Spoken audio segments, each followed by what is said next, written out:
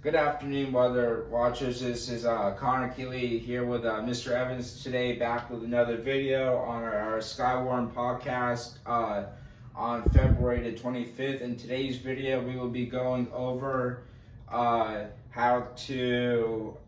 we'll be going over the major severe weather event that will be happening across Oklahoma, western Oklahoma through central Oklahoma tomorrow. And then when we get done with that, we'll go into the Florida forecast. So let's go ahead and take a look at it. So as you guys can see here, we have a moderate risk over western Oklahoma here for tomorrow, including Enid, Oklahoma, Altus, Oklahoma, El Reno, Oklahoma, Elk City, Oklahoma, and Weatherford, Oklahoma. And that is in place for the threat for moderate risk for the threat of straight line damaging winds and derechos. So as you guys can see, back off to the other side here at 4 p.m. tomorrow. As you guys can see, we have a thunderstorm convection starting to develop across northeastern New Mexico there into southern Colorado. So that's where our thunderstorms will come from. This is about 4 p.m. tomorrow afternoon. So give or take, and so it's the day before the event, so the times could still change. Now we're at 5 p.m. for tomorrow, guys.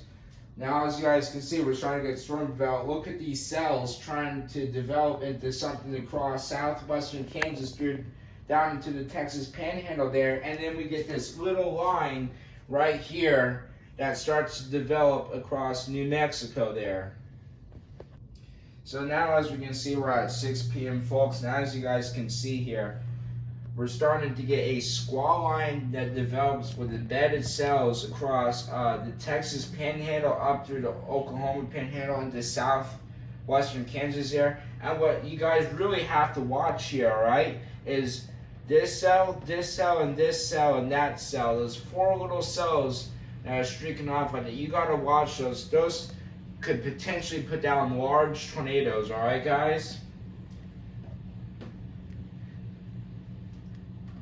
So now we're going to look at, now we're at 7 p.m. and as you guys can see here, we have the dry line here with this yellow line. And if we zoom in here to this one cell right here, now we're on the Texas-Oklahoma border here, right, guys? That is a violent rotating thunderstorm, what we call a renegade supercell within the line itself and stuff that could have the potential to put down a large tornado possibly.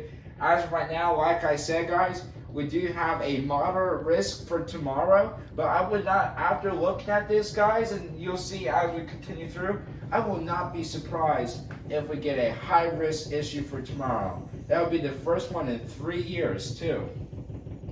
So now we're at 8 p.m. and stuff. We'll zoom in here real close to the TV here with this dry line here.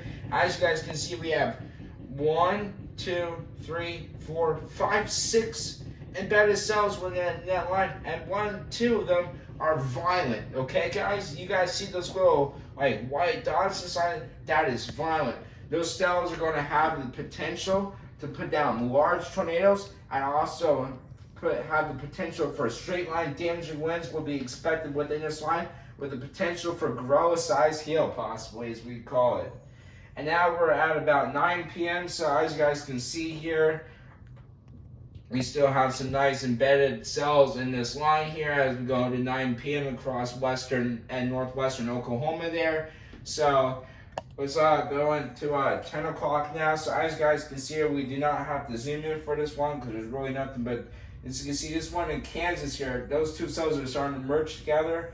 One, we got a cell down here in southwestern Oklahoma, and 2 in north central Oklahoma there and stuff, so we still have to watch those, as this is now turning into a squall line event. Has been a line pretty much the whole time, but it's been more embedded cells within the line. So now we'll look at the dew points for tomorrow. So as you guys can see, the atmosphere is not really that moist tomorrow, which kind of surprises me by the look at those computer models there, because those were some violent thunderstorms if I've ever seen one on radar before. And as you guys can see here, the dew points are really the upper 50s. to the lower 60s. That's what's keeping us from having a high risk as of right now. If those change overnight and we can get warmer, moist air, we could most likely definitely see a high risk potentially tomorrow. So stay tuned. So now we're going to look at the shear for 10 o'clock tomorrow night. As you guys can see here, we have shear at 80 plus knots in the atmosphere. That's screaming, guys. And what I mean by that screaming, that is fast, violent wind rushing through the atmosphere. That's going to help bring a potential big tornado threat for tomorrow. And as you guys can see here, the supercell composite for 7 p.m. tomorrow night. So like I said, all this will change because we're still about a day out, 24 hours from this happening. As you guys can see here, we have supercell composites across western Oklahoma there of about anywhere from 18 to 22.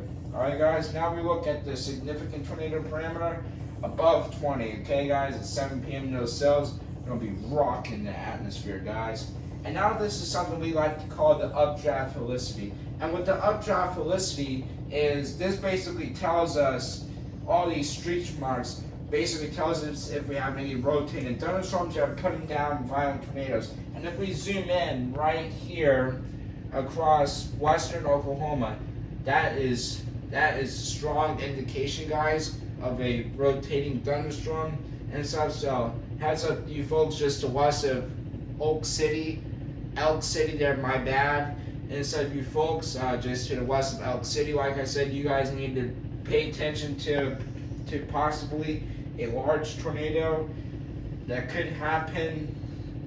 Alright, tomorrow guys. So let's go ahead and read through this now. So you can zoom back out now. So as you guys can see here, we put the camera on me. We have a warm, moist advection will be underway on Sunday with a relatively cool Cape air mass in place early as the system rapidly approaches. Prolonged mixing with strong southerly winds like we talked about should result in quarter of surface-based Cape of 500 to 1,000 joules a kilogram from northwest Texas into the Texas Panhandle and western Oklahoma by 7 p.m. tomorrow night. Hitting over western areas will remove the cap, and late afternoon storms are expected over Texas. These will likely be supercells, like I said and like we saw. They will be capable of hail and a few tornadoes, and with tornado strength dependent on degree of moisture return and potential for 60-degree dew points. A strong tornado may occur prior to the expected upscale growth to a linear MCS along the cold front. And now we'll get into the Florida weather outlook for the next 10 days. So as you guys can see here, temperatures will be in the 80s except for next Saturday. But other than that, we'll be in anywhere from the low to mid 80s throughout the next course of the next week to 2 weeks. And as you guys can see, the only next Saturday, so a week from today, will be the only day that we will not be in the 80s, and the low temperature will actually get down to 56 next Friday. But what brings my attention is, look at this. Friday, March 3rd, we'll be seeing winds south-southwest at 24 miles per hour. That's going to bring some good surf in, and definitely stay off the waters that day because of that south-southwest wind being that strong. I will not be surprised if we get wind advisory potentially, so that's something that we need to be in look for. So I want to thank everybody for watching today's video. Please don't forget to like, subscribe, and share, and stay tuned for more updates. Thank you.